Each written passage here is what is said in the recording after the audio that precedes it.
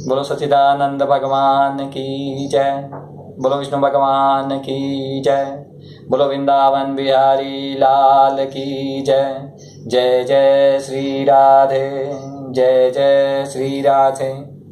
परीक्षित, ब्रह्मा जी ने नारद के प्रश्न करने पर यही बात कही थी जिसका समय भगवान नारायण ने उन्हें उपदेश दिया था, और वही मैं तुमसे कह रहा हूँ। नारद जी ने पूछा, पिताजी, आप केवल मेरे ही नहीं सबके पिता हैं, समस्त देवताओं से श्रेष्ठ एवं सृष्टि करता हैं। आपको मेरा प्रणाम है। आप मुझे वह ज्ञान दीजिए जिससे आत्म तत्व का साक्षात्कार हो जाता है। पिताजी, इस संसार का क्या लक्षण है? इसका आधार क्या है? इसका निर्माण किसने किया है?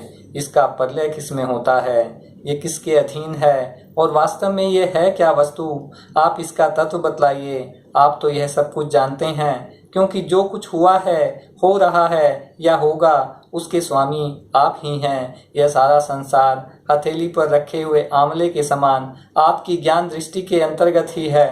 पिताजी, आपको यह ज्ञान कहाँ से मिला? आप किसके आधार पर ठहरे हुए हैं? आपका स्वामी कौन है? आपका स्वरूप क्या है? आप अकेले ही अपनी माया से पंचभूतों के द्वारा प्राणियों की सृष्टि कर लेते हैं। कितना अद्भुत है। जगत में नाम, रूप और गुणों से जो कुछ जाना जाता है, उसमें ऐसी कोई वस्तु, सत, असत, उत्तम, मध्यम या अधम वस्तु नहीं देखता जो आपके सिवा और किसी से उत्पन्न हुई हो। इस प्रकार सबके ईश्वर होकर भी आपने एकाग्रचित्त से घोर तपस्या की। इस बात से मुझे मोह के साथ बहुत बड़ी शंका भी हो रही है। आपसे बड़ा भी कोई है क्या? पिताजी, आप सर्वज्ञ और सर्वेश्वर हैं। जो कुछ मैं पूछ रहा हूँ वह सब आप कृपा करके मुझे इस प्रकार समझाइए कि जिससे मैं आपके उपदेश को ठीक ठीक समझ सकूं। ब्रह्मा जी ने कहा, बेटा नारद, तुमने जीवों के प्रति करुणा के भाव से भरकर यह बहुत ही सुंदर प्रश्न किया है, क्योंकि इससे भगवान के गुणों का वर्णन करने की प्रेरणा मुझे प्राप्त हुई है।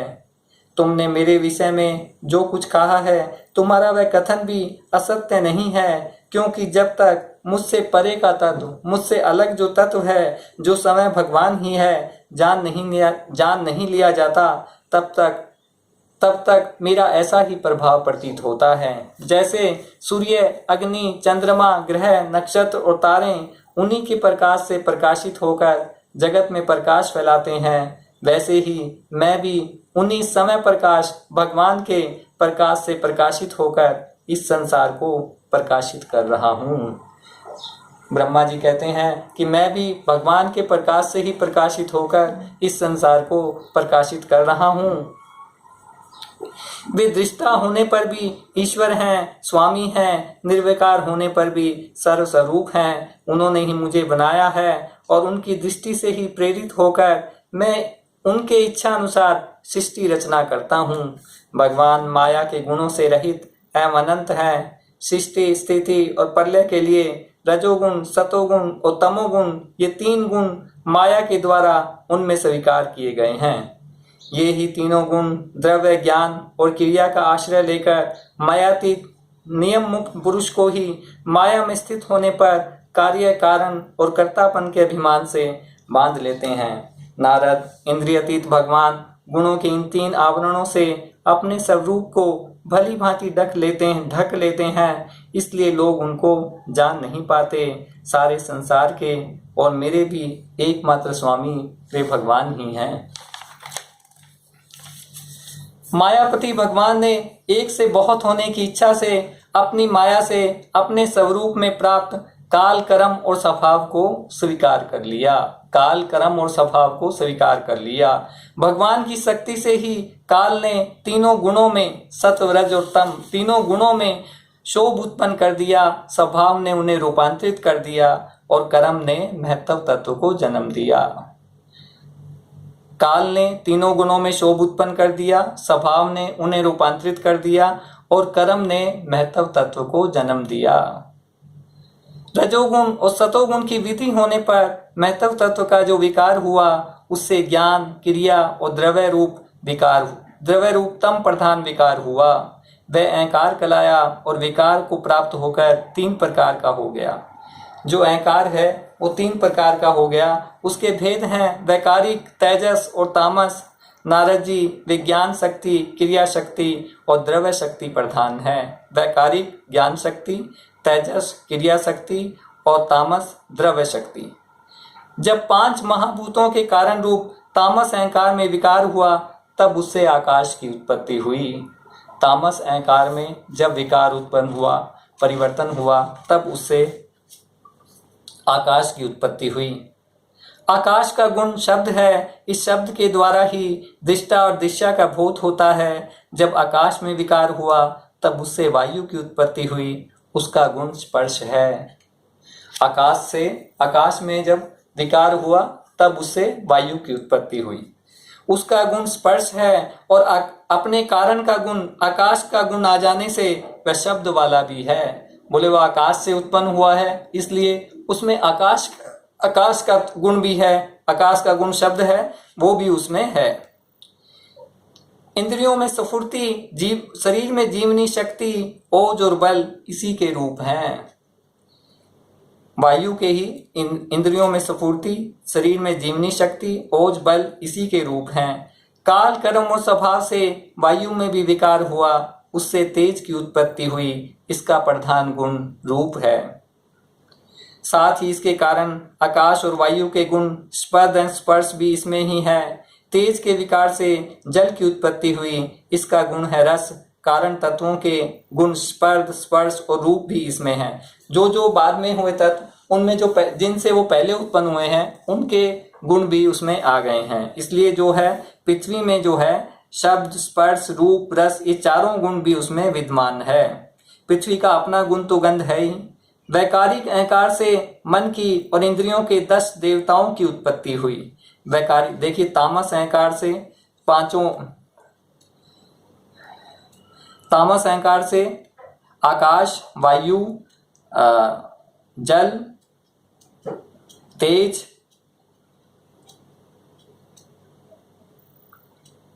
आकाश, वायु, जल, तेज की उत्पत्ति हुई और पृथ्वी, ये 5 की उत्पत्ति हुई।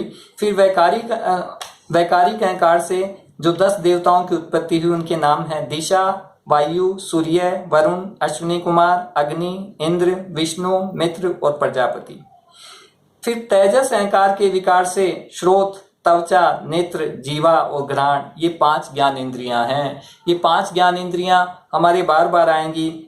श्रोत जिससे हम जो सुनने की शक्ति है, त्वचा जिससे स्पर्श करते हैं, नेत्र जिससे देखते हैं, जीवा जिससे हम रस ग्रहण करते हैं और घ्राण जिससे हम सूंघते हैं या सांस लेते हैं। ये 5 ज्ञानेंद्रियां हैं। वाक, हस्त, पाद, गुदा और जन्नेन्द्रिय, ये 5 कर्मेंद्रियां हैं। वाक बोलने की शक्ति जिससे हम बोलते हैं, हस्तेंद्रिय हाथ, पाद पावेंद्रिय, गुदा जिससे हम मल त्याग करते हैं और जन्नेन्द्रिय जिससे हम मूत्र त्याग करते हैं या जिससे प्रजा की उत्पत्ति होती है। ये 5 कर्मेंद्रियां उत्पन्न हुई। साथ ही ज्ञान शक्ति रूपी बुद्धि और क्रिया शक्ति रूपी प्राण भी तेजस अहंकार से ही उत्पन्न हुए हैं। बुद्धि और प्राण भी वो तेजस अहंकार से ही उत्पन्न हुए हैं। जिस समय ये पंचभूत, इंद्रियां, मन और सत्व आदि तीनों गुण परस्पर संगठित नहीं थे, तब अपने रहने के लिए भोगों के साधन रूप शरीर की रचना नहीं कर सके। जब भगवान ने इन्हें अपनी शक्ति से प्रेरित किया, तब ये तत्व एक दूसरे के साथ मिल गए और उन्होंने जब भगवान ने इन्हें अपनी शक्ति से प्रेरित किया, तब ये तत्व एक दूसरे के साथ मिल गए और उन्होंने आपस में कार्य स्वभाव को स्वीकार करके व्यष्टि समष्टि रूप पिंड और ब्रह्मांड दोनों की रचना की। वह ब्रह्मांड रूपी अंडा 1000 वर्ष तक निर्जीव रूप से जल में पड़ा रहा। फिर काल, कर्म और स्वभाव को स्वीकार करके, फिर वही काल, कर्म और स्वभाव को स्वीकार करने वाले भगवान ने उसे जीवित कर दिया। उस अंडे को फोड़कर उसमें से वही विराट पुरुष निकला, जिसकी जंघा, चरण, भुजाएं, नेत्र, मुख और सिर सहस्त्रों की संख्या में है, हजारों की संख्या में है। विद्वान पुरुष उपासना के लिए उसी के अंगों में समस्त लोक और उनमें रहने वाली वस्तुओं की कल्पना करते हैं।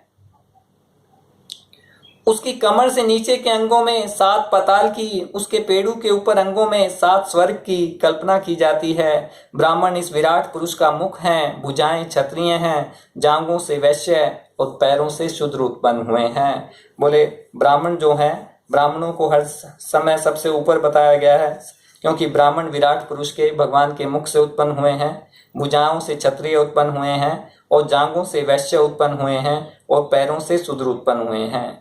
पैरों से कटी पर्यंत 7 पाताल तथा भूलोक की कल्पना की गई है। ये जो विराट पुरुष में हमने कल पढ़ा था कि 7 हमारे नीचे के तल हैं। और नाभि में भुवर लोक की, हृदय में स्वर्ग लोक की, परमात्मा के वक्ष स्थल में महत लोक की कल्पना की है। उसके गले में जनलोक, दोनों सतनों में तपोलोक, मस्तक में ब्रह्मा का नित्य निवास स्थान सत्यलोक है। इस विराट पुरुष की कमर में अतल, जांघों में वितल, घुटनों में पवित्र सुतल लोक, जंघाओं में तलातल की कल्पना की गई है। एड़ी के ऊपर की गांठों में महातल, पंजे और एड़ियों में रसातल और तलवों में पाताल समझना चाहिए। ये कल भी ये पढ़ा था। इस प्रकार विराट पुरुष सर्वलोक में है। विराट भगवान के अंगों में इस प्रकार भी लोकों की कल्पना की जाती है कि उनके चरणों में पृथ्वी है, नाभि में भुवर लोक है और सिर में स्वर्ग लोक है। उन्हीं विराट पुरुष के मुख से वाणी और उसके देवता अग्नि उत्पन्न हुए हैं। उन्हीं विराट पुरुष के मुख से वाणी और उसके देवता अग्नि उत्पन्न हुए हैं। 7 छंद और उनकी 7 धातुओं से निकले हैं। मनुष्य, पितरों, देवताओं के भोजन करने योग्य अमृत में अन्न, सब प्रकार के रसनेन्द्रिय और उनके देवता वरुण विराट पुरुष की जीवा से उत्पन्न हुए हैं। वरुण देवता जो हैं वो विराट पुरुष की जीवा से उत्पन्न हुए हैं। उनके नासा छिद्रों से, नाक के छिद्रों से प्राण, अपान, व्यान, उदान और समान, ये 5 प्राण और वायु तथा घ्राण इंद्रिय से अश्विनी कुमार, समस्त औषधियां एवं साधारण तथा विशेष गंध उत्पन्न हुए हैं। उनकी नेत्र इंद्रिय रूप और तेज की तथा नेत्र गोलक स्वर्ग और सूर्य की जन्म भूमि है। नेत्र जो गोलक है, नेत्र जो है वो सूर्य की जन्म भूमि है। समस्त दिशाएं और पवित्र करने वाले तीर्थ कानों से तथा आकाश और शब्द श्री श्रोत्रेंद्री से निकले हैं। उनका शरीर संसार की सभी वस्तुओं के सार भाग तथा सौंदर्य का खजाना है। सारे यज्ञ, स्पर्श और वायु उनकी त्वचा से निकले हैं। उनके रोम सभी उद्भिज पदार्थों के जन्म स्थान हैं अथवा केवल उन्हीं के जिनसे यज्ञ संपन्न होते हैं। उनके केश, दाढ़ी, मूछ और नखों से मेघ, बिजली, शिला एवं लोहा आदि धातुएं तथा भुजाओं से प्राय संसार की रक्षा करने वाले लोकपाल प्रकट हुए हैं। उनका चलना फिरना भूस भवय स्वय तीनों लोकों का आश्रय है। उनके चरण कमल प्राप्त की रक्षा करते हैं और भय को भगा देते हैं तथा समस्त कामनाओं की पूर्ति उन्हीं से होती है। विराट पुरुष का लिंग जल, वीर्य, सृष्टि, मेघ और प्रजापति का आधार है तथा उनकी जन्नेन्द्रिय मैथुन जनित आनंद का उद्गम स्थान है। नारद जी विराट पुरुष की पायु इंद्री यम, मित्र और मल्ल त्याग का तथा गुदा द्वार, हिंसा, निरित्री, मृत्यु और नरक का उत्पत्ति स्थान है। जो भी चीज उत्पन्न हुई है वो भगवान के विराट पुरुष से ही उत्पन्न हुई है। ये सारी चीजें हमको बतलाई हैं कि क्या क्या चीज से क्या उत्पन्न हुआ है। विराट पुरुष की पायु इंद्री से यम, मित्र और मल त्याग का तथा गुदा द्वार, हिंसा, निरति, मृत्यु और नरक का उत्पत्ति स्थान है। उनकी पीठ से पराजय, अधर्म और अज्ञान, नाड़ियों से नंद नदी, हड्डियों से पर्वतों का निर्माण हुआ है। उनके उदर से मूल प्रकृति, रस नाम की धातु तथा समुद्र, समस्त प्राणी और उनकी मृत्यु समाई हुई है। उनका हृदय ही मन की जन्म भूमि है। उनका हृदय ही मन की जन्म भूमि है। नारद, हम, तुम, धर्म, सनकादि, शंकर, विज्ञान और अंतःकरण सब के सब उनके चित्त के आश्रित हैं। कहाँ तक गिनाएं मैं, तुम, तुम्हारे बड़े भाई सनकादि, शंकर, देवता, दैत्य, राक्षस, दैत्य, मनुष्य, नाग, पक्षी, मृग, रेंगने वाले जंतु, गंधर्व, अप्सराएं, यक्ष, राक्षस, भूत प्रेत, सर्प, पशु, पितर, सिद्ध, विद्याधर, चारण, वृक्ष और नाना प्रकार के जीव जो आकाश, जल या स्थल में रहते हैं, ग्रह, नक्षत्र, तारे, बिजली और बादल, ये सब के सब विराट पुरुष ही हैं। जो कुछ भी इस पृथ्वी में है वो सब कुछ विराट पुरुष ही है। यह संपूर्ण विश्व जो कुछ कभी था, है या होगा, सबको वह घेरे हुए हैं। उसके अंदर यह विश्व उसके केवल 10 उंगल के परिणाम में स्थित है। बोले विराट पुरुष के 10 उंगल के परिणाम में ये सारा विश्व समाया हुआ है। जैसे सूर्य अपने मंडल को प्रकाशित करते हुए भी बाहर भी प्रकाश फैलाते हैं, वैसे ही पुराण पुरुष परमात्मा भी संपूर्ण विराट विग्रह को प्रकाशित करते हुए ही उसके बाहर भीतर सर्वत्र एक रस प्रकाशित हो रहा है।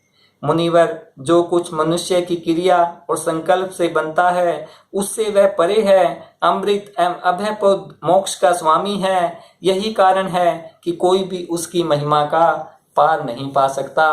बोले जो कुछ भी है वो सब उस विराट पुरुष से ही है। यही कारण है कि कोई भी उनकी महिमा का पार नहीं पा सकता।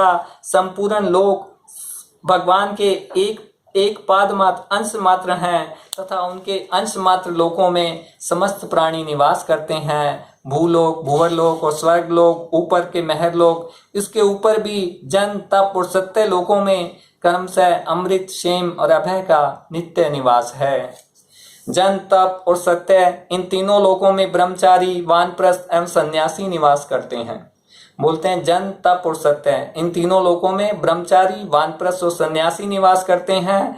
दीर्घकालीन ब्रह्मचार्य से रहित गृहस्थ भूलोक में, भूवरलोक में और स्वर्गलोक के भीतर ही निवास करते हैं। शास्त्रों में 2 मार्ग बतलाए गए हैं। एक अविद्या रूपी कर्म मार्ग जो सकाम पुरुषों के लिए है, दूसरा उपासना रूप विद्या का मार्ग जो निष्काम उपासकों के लिए है। मनुष्य दोनों में से किसी एक का आश्रय लेकर भोग प्राप्त करने वाले दक्षिण मार्ग से अथवा मोक्ष प्राप्त कराने वाले उत्तर मार्ग से यात्रा करता है, किंतु पुरुषोत्तम भगवान दोनों के आधारभूत हैं।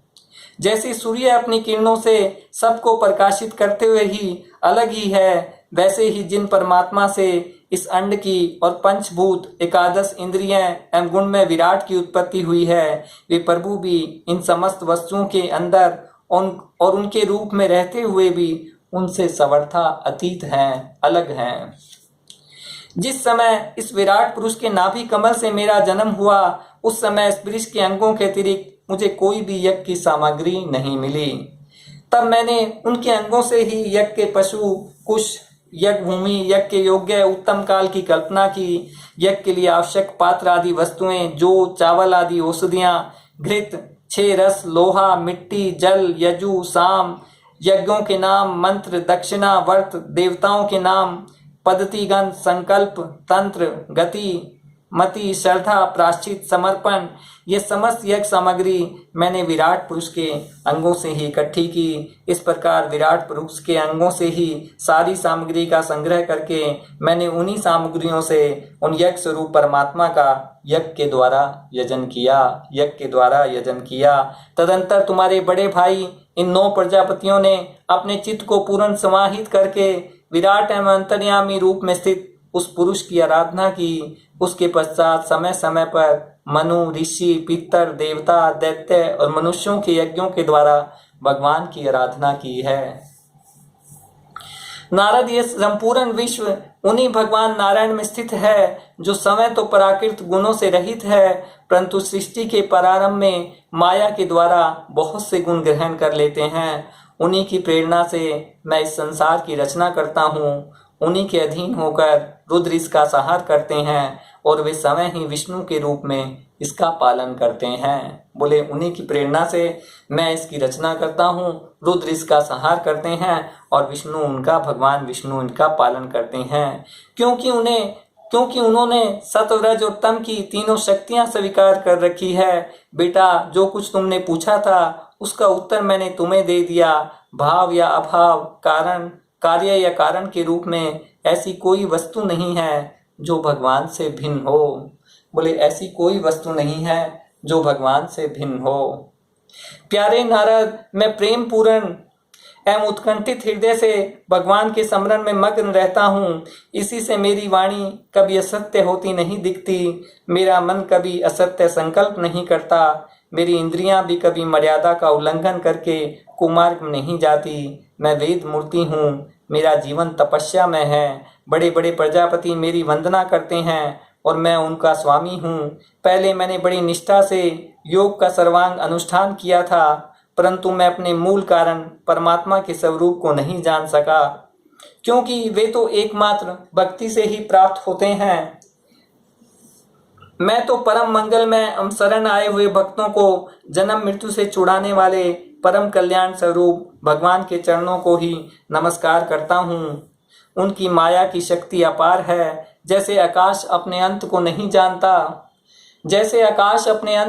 जानता, वैसे ही वे भी अपनी महिमा का विस्तार नहीं जानते। ऐसी स्थिति में दूसरे तो उसका पार पा ही कैसे सकते हैं। मैं, मेरे पुत्र, तुम लोग और शंकर जी भी उनके सत्य स्वरूप को नहीं जानते, तब दूसरे देवता तो उन्हें जान ही कैसे सकते हैं। हम सब इस प्रकार मोहित हो रहे हैं कि उनकी माया के द्वारा रचे हुए जगत को ठीक ठीक नहीं समझ सकते, अपनी अपनी बुद्धि के अनुसार ही अटकल लगाते हैं। हम लोग जिनके अवतार की लीलाओं का गान करते रहते हैं, उनके तत्व को नहीं जानते। उन भगवान के श्री चरणों में मैं नमस्कार करता हूँ।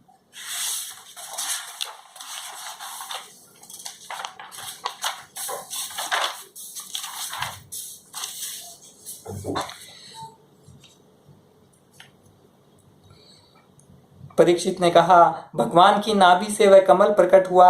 आपने बतलाया जिसमें लोकों की रचना हुई। यह जीव अपने सीमित अवयवों से कैसे परिच्छिन्न है, जिनकी कृपा से सर्वभूत में ब्रह्मा जी प्राणियों की सृष्टि करते हैं, जिनके नाभि कमल से पैदा होने पर भी जिनकी कृपा से ही ये उनके रूप का दर्शन कर सके थे।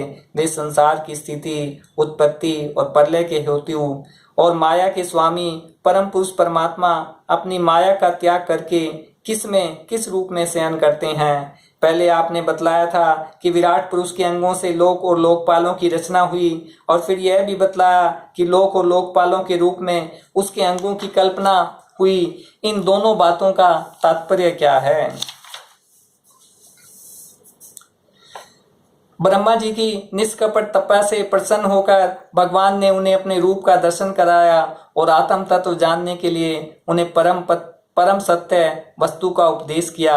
वही मैं तुम्हें सुनाता हूँ। तीनों लोकों के परम गुरु आदिदेव ब्रह्मा जी अपने जन्म स्थान कमल पर बैठकर सृष्टि करने की इच्छा से विचार करने लगे। ब्रह्मा जी जो है विष्णु भगवान शेष सैया पे सोए हैं और कमल पे ब्रह्मा जी का उनकी नाभि से कमल निकला है और उस पे ब्रह्मा जी बैठे हुए हैं। कमल पर बैठकर सृष्टि करने की इच्छा से विचार करने लगे, परंतु जिस ज्ञान दृष्टि से सृष्टि का निर्माण हो सकता था और जो सृष्टि व्यापार के लिए चाहिए, वह दृष्टि उन्हें प्राप्त नहीं हुई। एक दिन वे यही चिंता कर रहे थे कि प्रलय के समुद्र में उन्होंने अक्षर तय तथा पय को तप करो इस प्रकार 2 बार सुना।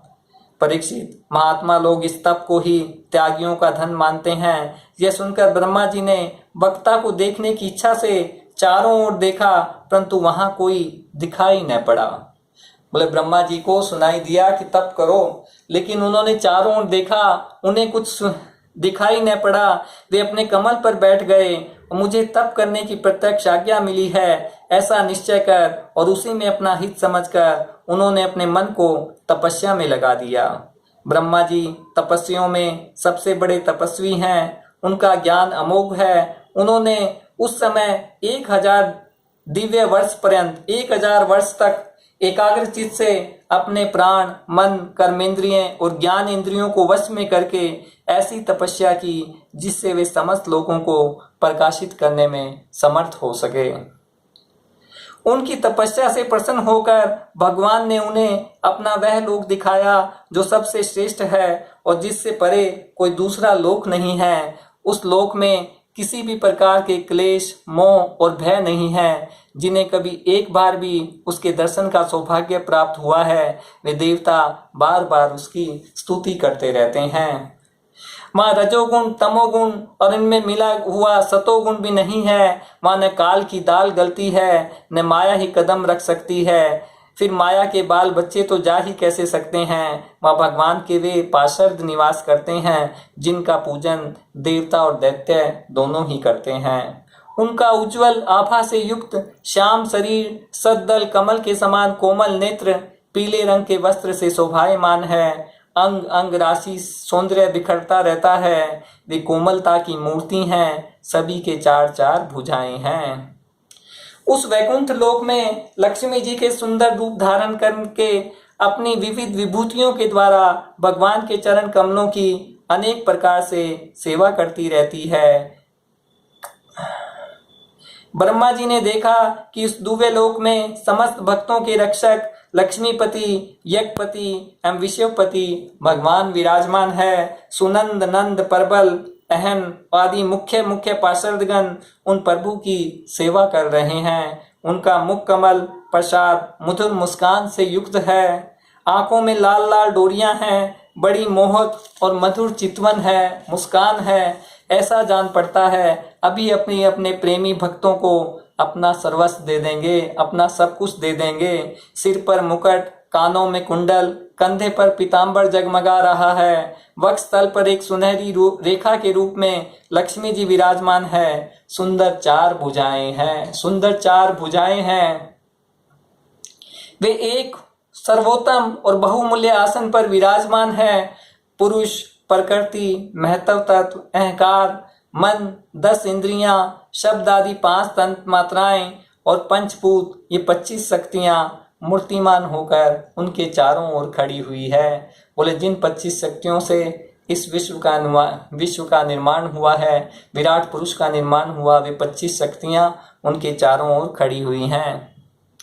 समग्र ऐश्वर्य, धर्म, कीर्ति, श्री, ज्ञान और वैराग्य, इन 6 नित्य सिद्ध स्वरूपभूत शक्तियों से वे सर्वदा युक्त रहते हैं। उनके अतिरिक्त कहीं भी ये नित्य रूप में निवास नहीं करती। वे सर्वेश्वर प्रभु अपने नित्य आनंदमय स्वरूप में ही नित्य निरंतर निमग्न रहते हैं, मग्न रहते हैं। उनका दर्शन करते ही ब्रह्मा जी का हृदय आनंद से भर गया, शरीर पुलकित हो उठा, नेत्रों में प्रेम के आंसू छलक आए। ब्रह्मा जी ने भगवान के उन चरण कमलों में परम हंसों के निवृत्ति मार्ग से प्राप्त हो सकते हैं, सिर झुकाकर प्रणाम किया। ब्रह्मा जी के प्यारे भगवान अपने प्रिय ब्रह्मा को प्रेम और दर्शन के आनंद में निमग्न ब्रह्मा जी के प्यारे भगवान अपने प्रिय ब्रह्मा को प्रेम और दर्शन के आनंद से मग्न शरणागत तथा प्रजा सृष्टि के लिए आदेश देने के योग्य देखकर बहुत प्रसन्न हुए। उन्होंने ब्रह्मा जी से हाथ मिलाया तथा मंद मुस्कान से अलंकृत वाणी से कहा। श्री भगवान ने क्या कहा, ध्यान देके सुनिए। ब्रह्मा जी, तुम्हारे हृदय में तो समस्त वेदों का ज्ञान विद्यमान है। तुमने सृष्टि रचना की इच्छा से चिरकाल तक तपस्या करके मुझे भली भांति संतुष्ट कर दिया है। तुमने चिरकाल तक जो 1000 वर्ष तक तपस्या की, उसे करके मुझे भली भांति संतुष्ट कर दिया है। मन में कपट रखकर योग साधन करने वाले मुझे कभी प्रसन्न नहीं कर सकते। बोले जिनके मन में कपट है, उनकी वो कितनी ही योग साधना कर लें, वो मुझे प्रसन्न नहीं कर सकते। तुम्हारा कल्याण हो, तुम्हारी जो अभिलाषा हो वही वर मुझसे मांग लो, क्योंकि मैं मुंह मांगी वस्तु देने में समर्थ हूँ। ब्रह्मा जी, जीव के समस्त कल्याणकारी साधनों का विश्राम मेरे दर्शन में ही है। तुमने मुझे देखे बिना ही उस सुने जन्म में मेरी वाणी सुनकर इतनी घोर तपस्या की, इसी से ही मेरी इच्छा से तुम्हें मेरे लोक का दर्शन हुआ है। बोले तुमने मुझे देखे बिना मेरी वाणी सुनकर मैंने कहा तप करो और तुमने तपस्या की, इसी से तुम्हें मेरा दर्शन हुआ है, मेरे लोक का दर्शन हुआ है। तुम इस समय सृष्टि रचना का कर्म करने में चिंतित हो रहे थे, इसी से मैंने तुम्हें तपस्या करने की आज्ञा दे दी। निष्पाप तपस्या मेरा हृदय है और मैं समय परमात्मा तपस्या का आत्मा हूँ। मैं तपस्या से ही संसार की सृष्टि करता हूँ, तपस्या से ही इसका धारण पोषण करता हूँ और फिर तपस्या से ही इसे अपने में लीन कर लेता हूँ। तपस्या मेरी एक शक्ति है। भगवान कह रहे हैं कि तपस्या से ही मैं इस संसार की सृष्टि करता हूँ, तपस्या से पालन करता हूँ और तपस्या से ही लीन कर लेता हूँ। तपस्या मेरी शक्ति है। ब्रह्मा जी ने कहा, भगवान आप समस्त प्राणियों के अंतःकरण में साक्षी रूप से विराजमान रहते हैं। आप अपने ज्ञान से यह जानते ही हैं कि मैं क्या करना चाहता हूँ। नाथ, आप कृपा करके मुझ याचक की यह मांग पूरी कीजिए कि मैं रूप रहित आपके सगुण और निर्गुण दोनों ही रूपों को जान सकूं। बोले, मैं रूप रहित आपके सगुण और निर्गुण दोनों ही रूपों को जान सकूं। आप माया के स्वामी हैं, आपका संकल्प कभी व्यर्थ नहीं होता।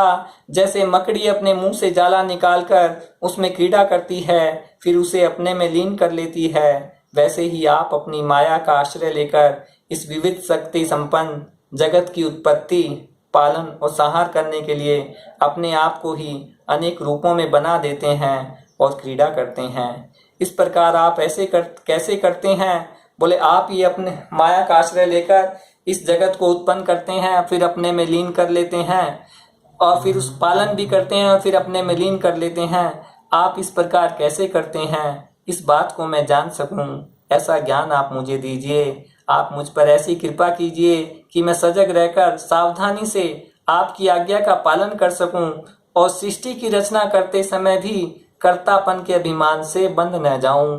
मुझे अभिमान न आ जाए कि मैं ये सृष्टि की रचना कर रहा हूं। प्रभु, आपने एक मित्र के समान हाथ पकड़कर मुझे अपना मित्र स्वीकार किया है। अतः जब मैं आपकी सेवा सृष्टि रचना में लगूं और सावधानी से पूर्व सृष्टि के गुण कर्मानुसार जीवों का विभाजन करने लगूं, तब कहीं अपने को जन्म कर्म से स्वतंत्र मानकर परफल अभिमान न कर बैठूं। बोले, अभिमान जो है वो सबसे बड़ा शत्रु है, मैं कहीं घमंड न कर बैठूं। श्री भगवान ने कहा, अनुभव, प्रेमा, भक्ति और